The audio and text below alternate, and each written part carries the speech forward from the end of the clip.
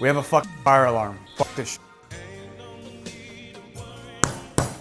It's very important that we pat the steak down with the salt and pepper. It's important that we pat.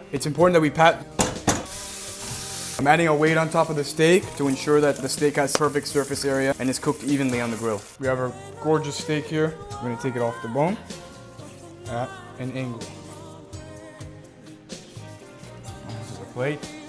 Generously keep demi-glace, especially on the bone. Chimichurri sauce here. Just gonna finish it off. I guess this is what everyone wants me to cook for them. I get it now.